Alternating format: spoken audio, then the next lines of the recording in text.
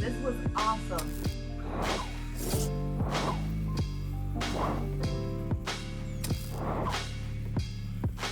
Thank you for tuning in.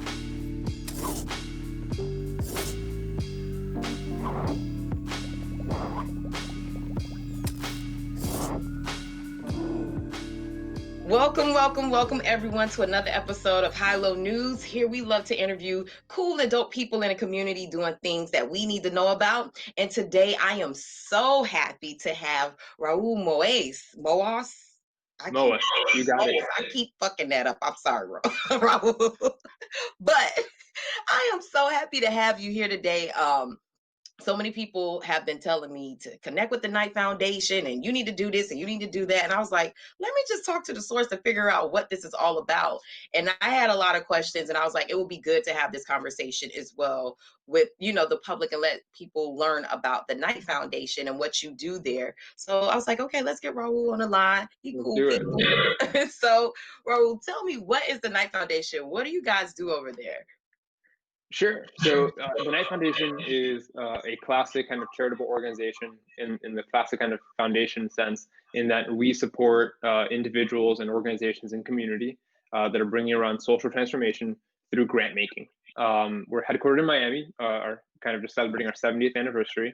And our mandate, our goal from our founders, who are the Knight brothers, John and James Knight, is to promote informed and engaged communities. They and their mom leave a significant portion of their wealth to the foundation to carry on kind of their life's work, which when they were running their business, kind of Knight Publications, they were the largest newspaper company in the country. One of the kind of newspapers that we might be familiar with is the Miami Herald. That was part of the Knight kind of portfolio. And so they wanted to continue that work. They felt that informed citizenry was essential for a healthy democracy, and they wanted to make sure that work continued. So they leave a significant portion of their wealth to the foundation, and that is kind of the wealth that we invest and that we grant out to organizations that are advancing that mission of informed and engaged communities today. Cool. And so what is your role with the Knight Foundation? Break that down for us. Yeah. If you ask my wife, it's going out a lot because pre-COVID there were a lot of events. So we have very different views of the role. No, so in my role at the foundation is to help lead and steward our Miami program. So the foundation is unique. We're a national foundation, so we have kind of a national purview, but we're radically focused on local community and local markets. And so we only work in our communities program in 26 cities where the Knight brothers once had a newspaper. And so it's kind of the origin of the wealth came from these communities, and so it's going back to those communities. And so Miami is kind of headquarters for the foundation, largely because the Knight brothers ran the newspaper, the company out of Miami for a long time. The Miami Herald was their kind of their flagship property, and so kind of as of the last 7 years, what are we doing in Miami specifically out of our community program? We're promoting entrepreneurship. That's the long and short of it. We want to see Miami kind of grow as a place where high impact tech oriented entrepreneurship can thrive. Kind of more broadly speaking, we want to see Miami take its place at the table of the innovation economy. We're seeing so many amazing people that are in the city, that are coming from the city or moving to the city, who want to build high growth, high impact companies, and kind of struggled. They struggled to find the infrastructure, the support, the community, the mentorship, the funding to get those ideas off the ground. And so for us, the opportunity there was to see that there was organic momentum from community, that folks in the city want to be part of that innovation, that knowledge, that tech economy. And so we want to help support the infrastructure that enables them. And so that might be in helping kind of bring accelerators and incubators down to the city. It might mean creating funding networks that are known and accessible, so investment groups that invest in startups and early stage companies. Or it might mean just building community amongst founders, helping people kind of discover their peers and folks who help them along the journey. Nice. And so how did you get into this line of work? Have you, been with the Knight Foundation for a long time? And and tell me what your exact title is.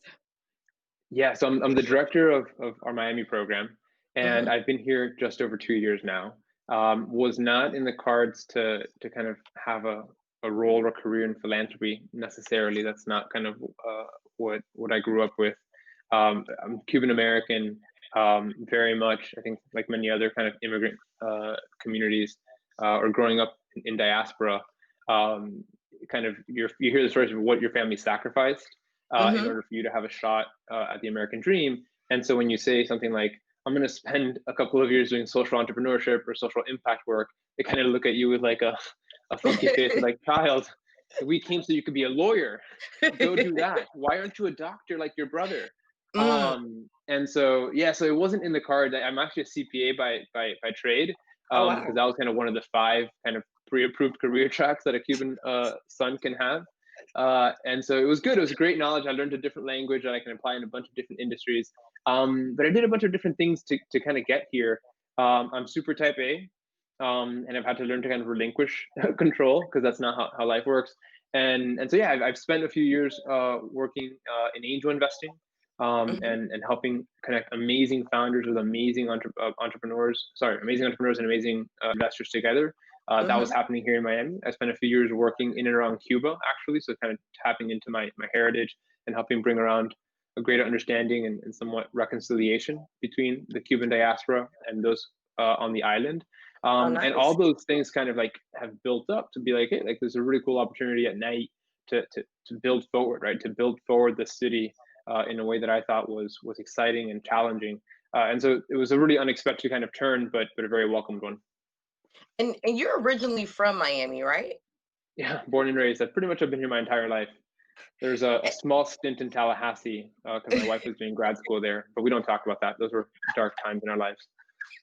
I know Tallahassee. No offense to all my family and Florida State people, but that city for me just doesn't gel with my spirit. I'm a King grad twice over. I was very kind of floored that my wife chose to do grad school up there. So we don't talk about those periods.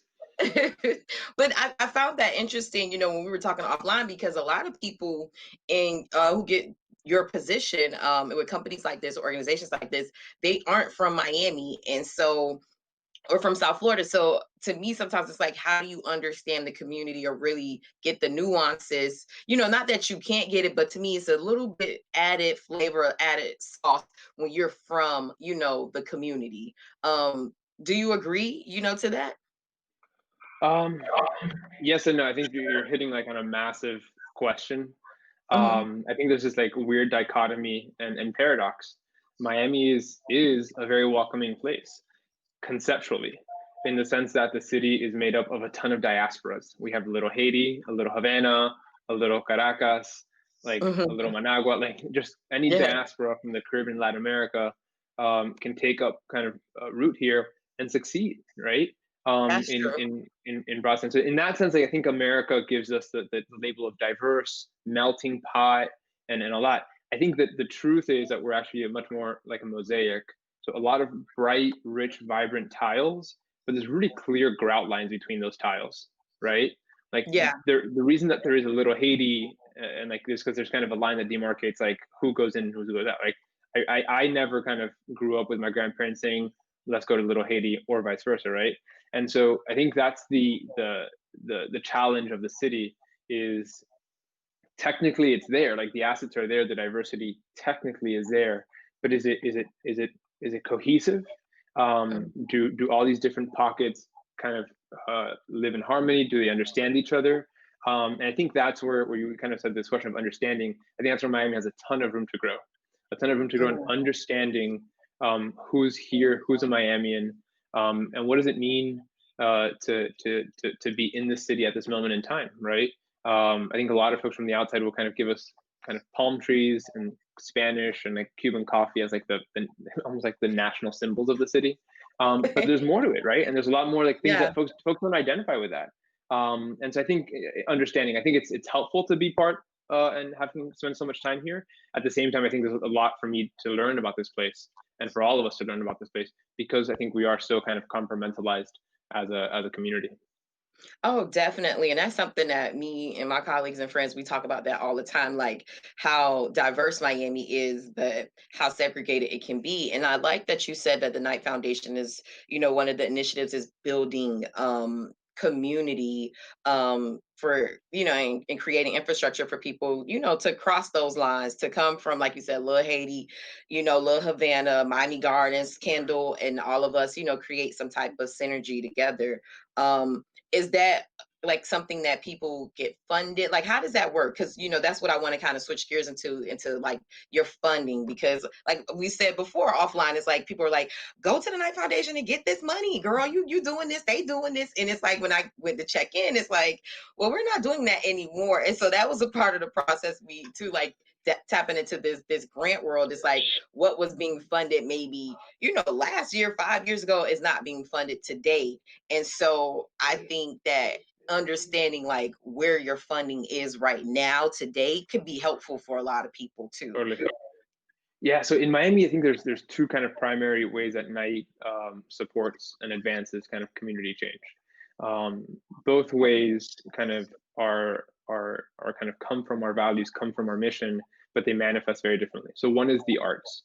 We believe kind of to our core that the arts in all their modalities have a way of connecting community, of bridging community, of helping community understand itself and neighbors understand one another.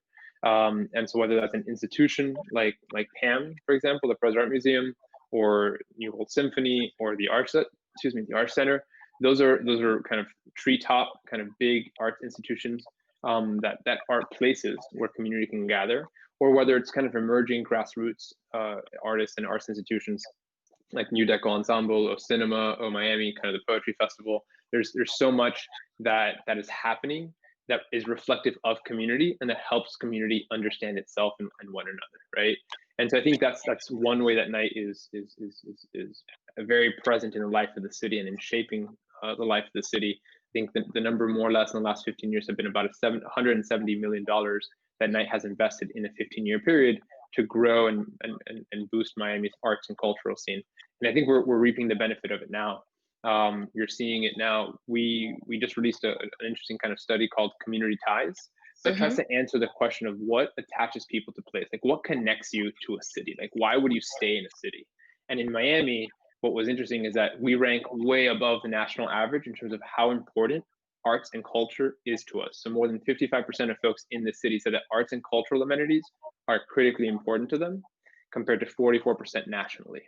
And so the city, the residents of the city want that. And I think that's actually a reflection of, again, the little Haiti, the little Havana. Like, these are really vibrant cultures, right? These are really kind of vibrant cultures that we've all brought here, and we want that. We want to see that kind of manifest in institutions. So in arts, in the arts community, in the arts kind of field, we're big supporters. The other way kind of my Knight is investing in the city is through our community program, which is the program that I'm a part of.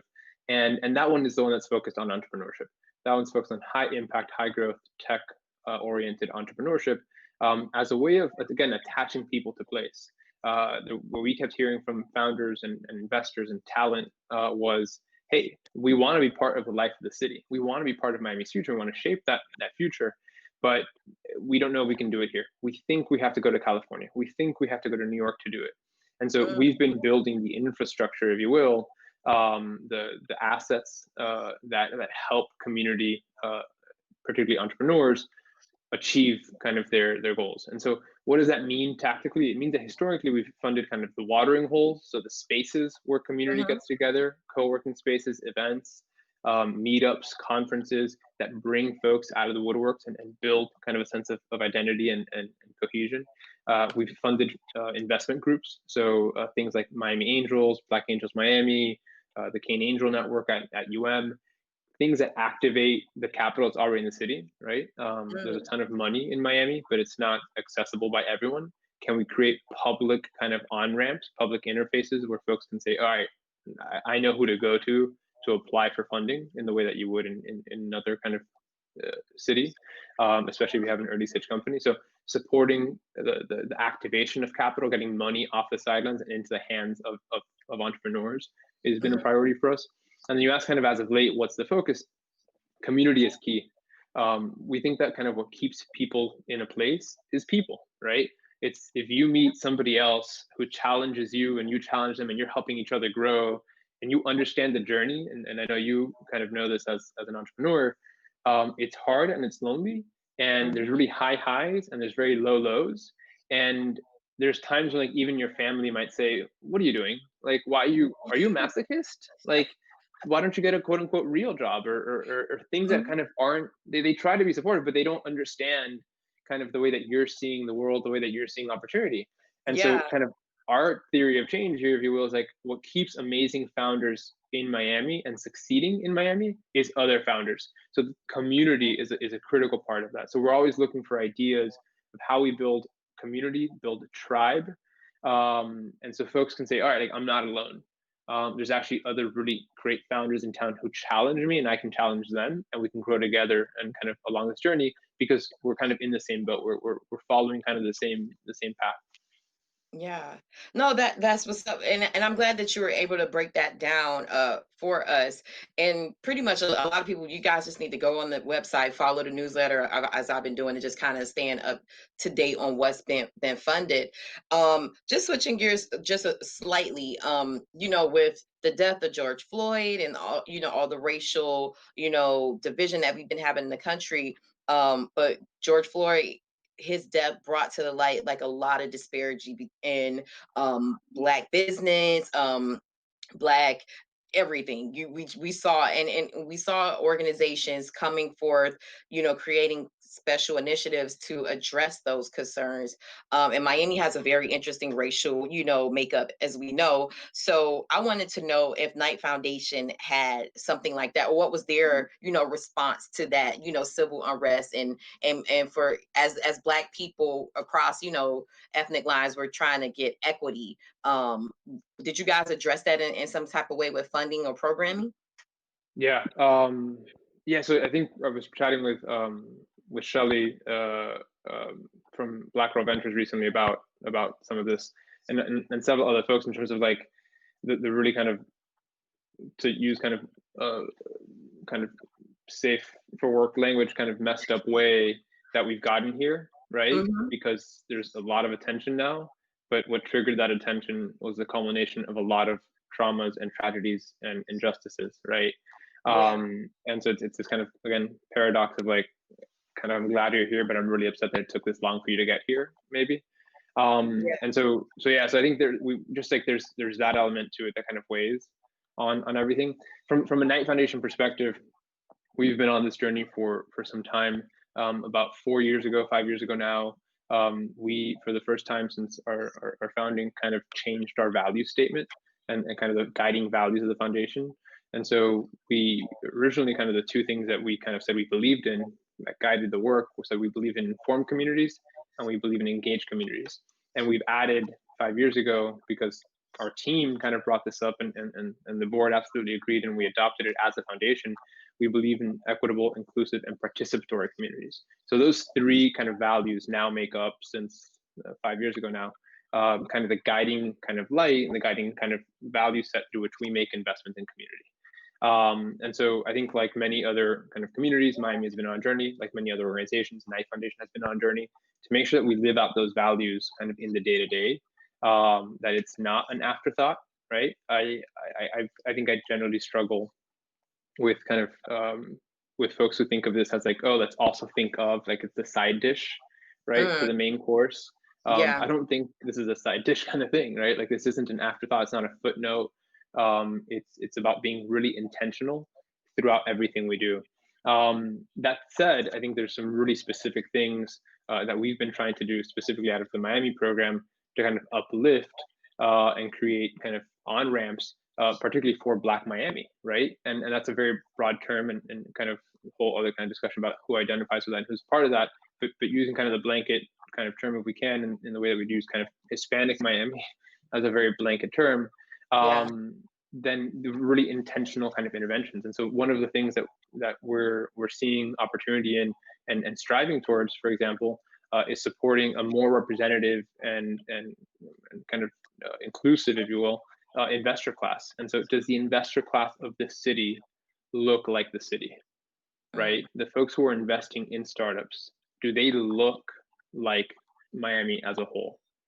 And so, investing in things like Black Girl Ventures, or investing in something like Black Angels Miami, which is an angel investment group, are really kind of specific things to uplift and create access that wasn't there before, right? And so, what we mhm. heard of saying, hey, we really would like a space for Black investors to come together, grow together, and invest in companies. Black or not, right? Just really great companies across the region. And so that's a really interesting kind of value proposition for us, because it not only does it activate capital, but it's about living out that value of making sure that all of Miami's at the table.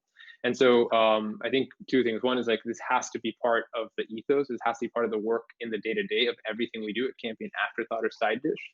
And saying like, okay, like if we make 2 or 3 grand, we'll be fine. That's not at all kind of what I think kind of morals and ethics call for, and the times call for. It's about being really kind of targeted, really intentional, and saying, all right, let's uplift, let's find ways to uplift communities that understandably are starting, because of massive kind of systemic injustices over hundreds of years, that are starting at different positions, right, on the field. Like, we're not starting all at the same line. And so how do we create those access ramps? How do we create those kind of boosters, if you will, that get us all more or less on a path towards equity, to your point, right? I also think that we're taking the long view, right? We're taking the long view and saying, I don't think we expect that overnight 400 years of injustice is going to get solved, right? I think we should absolutely have kind of the righteous rage, if you will, and hope for that and aspire for that and push for that. And then I think we kind of have to countervail that with kind of the view, right? And we've been waiting a long time. Black America has been waiting a very long time, right? And I there's a really interesting kind of back and forth between 2 Miami Herald journalists the other day. Somebody, a columnist or an investigative reporter rather, said everyone needs to take a deep breath. And then one of her Black colleagues shot back and said, how much longer do you want me to wait? 100 years, 400 years, right? And that between colleagues at the Herald, right? And that's exactly the conversation that's also happening now in community. It's happening at the foundation. It's happening everywhere, as it should. And so I think you also have those two kind of tensions at play, which is some folks are saying, we have to get on this road for real this time. We actually have to kind of make systemic changes. And then some folks who are trying to kind of keep, if you will, some sort of kind of semblance of all right, how do we do this in an organized way? And I think that's kind of the truth, is that democracy is messy, right? Social transformation is messy, right? There is no, as much as a type A person might want to think that there is no like beautiful outline in terms of kind of how to get there. And so I think that's a good thing, right? I think that it's important that we have folks in community that say, how much longer do you want me to wait, right? We need that righteous kind of rage in the moment to make sure that we don't kind of take the foot off the pedal and lose momentum. Yeah, no, that's good. And I saw on your site, Black Girls Venture was one of the organizations that you invested in. I would say let's take it maybe a step back. I'm a startup like Highland News, or it could be a organization in Little Haiti, Liberty City, Miami Gardens, down south in Piran. Like, where do they start, and do they?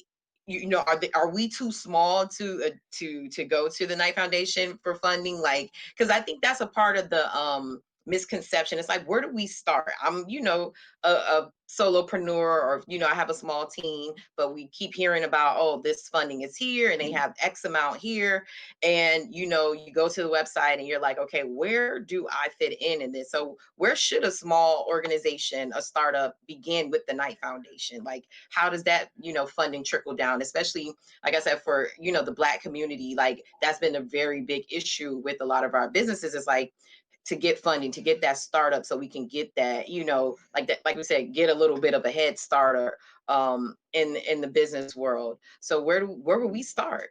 Yeah, that's a great question. So I guess there's a point of just kind of reference and clarity. So Knight is not investing directly in startups, right? So we're not investing in specific companies. We are investing in the people and organizations and systems that invest in startups. And so we think that's kind of where we can get the maximum return on our investment. And so we could put money out directly into startups, or we can invest in something like Black Angels Miami that then catalyzes the whole community of investors and puts like 10, 20, 30x the amount of money that we granted them to kind of get the organization started, invest that in startups. And so I guess the question of where to start kind of really is about like what that's the infrastructure that kind of I was referencing before, like the organizations, what we would consider kind of support organizations or entrepreneur support organizations, things like 500 Startups, things like Code Fever, things like Endeavor, things like Black Men Talk Tech, things like Black Girl Ventures, right? All of these organizations are playing a different role in supporting entrepreneurs along the journey. Some of them are like Miami Angels, and others are investing, specifically investing, right? Like if you need funding, if you're looking to raise a round of financing, you would go to an angel investment group or an early stage kind of fund.